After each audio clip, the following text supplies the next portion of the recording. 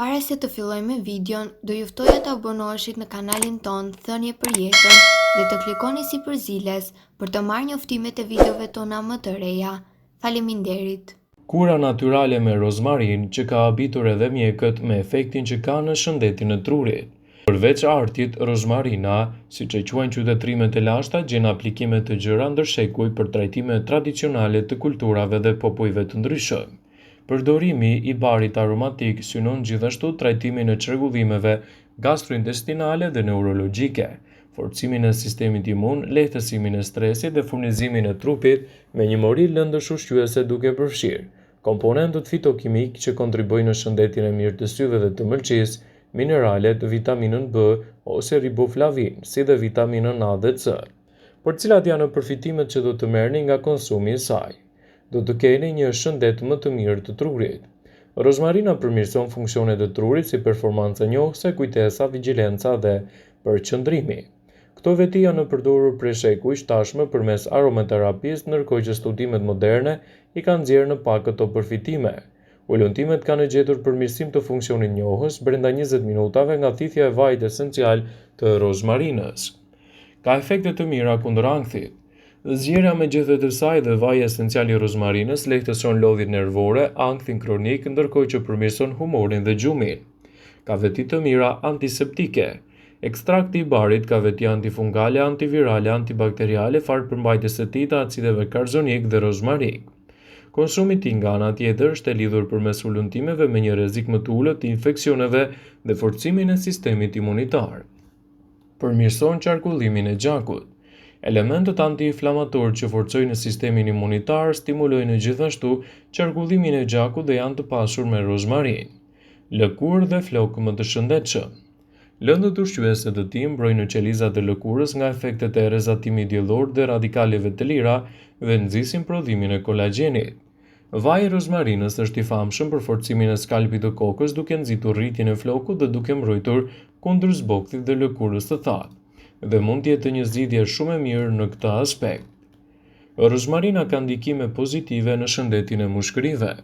Mushkërit janë vazhdimisht në punë duke thithur oksigjen dhe duke nxjerrë jashtë dioksid karboni. Janë organi kryesor që çon oksigjen në gjak dhe ndër më të rëndësishme të organizmit. Nëse përjetoni probleme me mushkëri, do të thotë më pak oksigjen për trupin, duke shkaktuar një mori problemesh të tjera shëndetësore dhe rrezik për jetën. Sipas ekspertëve, trajtimet në spitale ekzistojnë gjithashtu edhe mënyra për të stimuluar futjen e oksigjenit në trup. Një ndër to është edhe bima e mrekullueshme e rozmarinës, e cila është një burim shumë i mirë i vitaminave. Përmban vitaminën A dhe C, duke përfshirë edhe mineralet si magnezi, kalciumi dhe zinku. Këto minerale ndihmojnë në forcimin e sistemit imun duke nxjerrë jashtë toksinat nga trupi. Jo vetëm për personat me probleme të mushkërive, rozmarina mund të jenë edhe një nxitje për organizmin në nxjerrjen e pluhurit dhe ndotësve. Kështu që nëse doni të përmirësoni frymëmarrjen dhe shëndetin e mushkërive tuaja, mjafton të shtoni konsumin e kësaj bime aromatike. Mund ta pini si çaj, të bëni masazh në krahëror me vajrat esencial të rozmarinës dhe ta konsumoni sa më shpesh në ushqime. Ajo do të ofrojë përfitime të mira për shëndetin e syve. Për personat që përjetojnë humbje të shikimit dhe atë që quhet degenerimi makular i syrit, rozmarina mund të jetë një ndihmë. Ky problem prek zakonisht moshat mbi të 50 dhe dobëson shikimin gradualisht. Për të ulur rrezikun e prekjes nga kjo sëmundje, rekomandohet konsumi sa më i shpeshtë i kësaj bime të veçantë. Duke qenë e pasur me antioksidant, rozmarina ndihmon në luftimin e sëmundjeve të degenerative të syrit. Ajo ndihmon gjithashtu edhe në tretjen më të shëndetshme. Duke qenë e pasur me antioksidant dhe vitamina, kjo bimë do të ndikojë edhe në tretjen më të mirë të ushqimeve. Kujdesuni të shtoni disa fije rozmarinës secilin nga ushqimet tuaja për të përfituar një shije dhe një shëndet më të fortë njëkohësisht. Rozmarina do të jetë një mundësi e shkëlqyer gjithashtu edhe për shëndetin tuaj të trurit. Ndihma që kjo bimë jep në memorie dhe në përqendrimin e trurit është e paçmueshme. Janë përdorur që në lashtësi si receta natyrale për shëndetin e mirë të mendjes dhe sot shumë studime vërtetojnë këtë. Ekspertët thonë se rozmarina mund të përmirësojë memorien deri në 30% nëse konsumohet në mënyrë të rregullt, citon Elthlain. Rozmarina është një bimë shumë e mirë edhe kundër problemeve tuaja të depresionit.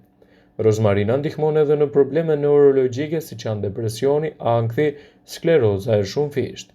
Mjafton ta konsumoni rregullisht, ta përdorni në çajra ose të bëni masazhe rreth kokës me këtë vaj esencial. Ajo largon ujin e tepërt nga trupi.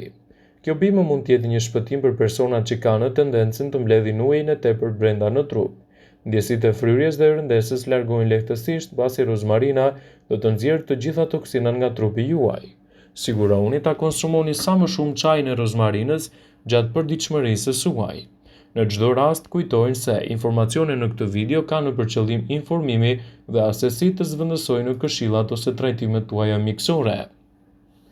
Rozmarina, emri i të cilës vjen nga latinishtja që përkthehet vesa e detit, është një nga erëzat më të preferuara të anvisave shqiptare. Ajo përdoret për të përmirësuar kujtesën dhe gjithashtu është e pasur me ushqyes të dobishëm për organizmin. Konsumi i rozmarinës do të përmirësojë qarkullimin e gjakut në tru dhe ndihmon në rritjen e përqendrimit. Gjithashtu, shkencëtarët besojnë se aroma e rozmarinës ndikon drejt për së drejti në aktivitetin e trurit. Vaji esencial i rozmarinës është të përdorur prej shekujsh për të larguar dhimbjet e kokës, dhimbjet e muskujve, reumatizmin dhe artritin. Rozmarina ka aftësi parandaluese të rënies së flokut dhe kundër thinjave. Vaji i rozmarinës dhe çaji i saj janë përdorur gjërësisht për të stimuluar dhe ushqyer rënien e flokut dhe për të rritur ato. Por si të përgatisni çajin e rozmarinës? Përbërësit që u duen janë një filxhan me qumësht, një deg rozmarine të thatë ose një lugë gjedhe rozmarin të thatë, një lugë çaji me mjalt. Ndajini degët e rozmarinës në copa dhe hidhini në një tenxhere me qumësht dhe i lini të ziejnë së bashku.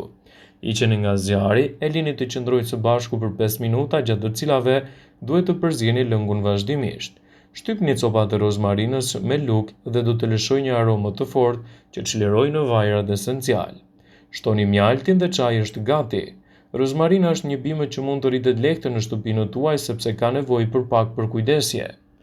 Kur të vijë pranvera, merrni një deg rozmarine dhe vendosni në një vazë të vogël. 2/3 e vazës duhet të mbushet në rërë të trashë dhe 1/3 në pleun organik.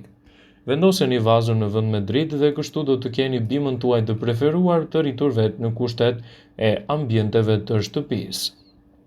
Rozmarina do të ofrojë përfitime të mira edhe në relaksimin e mendjes suaj.